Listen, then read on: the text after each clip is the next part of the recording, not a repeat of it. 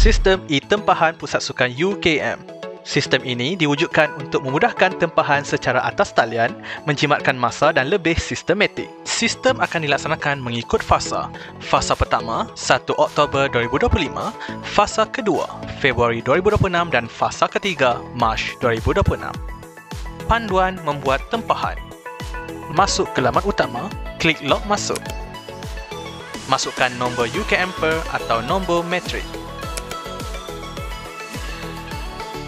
Seterusnya, pilih kategori, kampus dan lokasi arena bola sepak. Kemudian, pilih tarikh yang sesuai dan klik butang cari.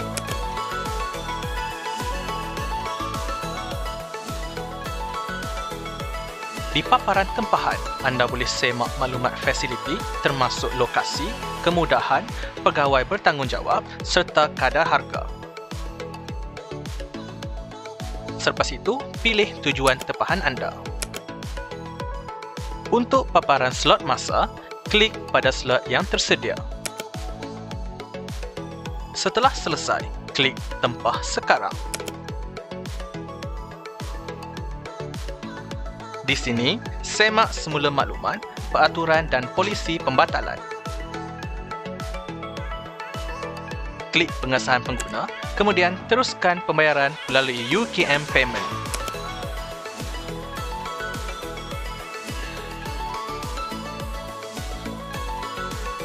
Pilih jenis pembayaran, kemudian lengkapkan proses hingga selesai. Pastikan anda menyimpan resit tersebut untuk rujukan. Status tempahan.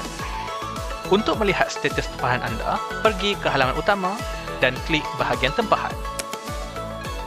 Di halaman ini akan terpapar senarai tempahan yang telah dibuat.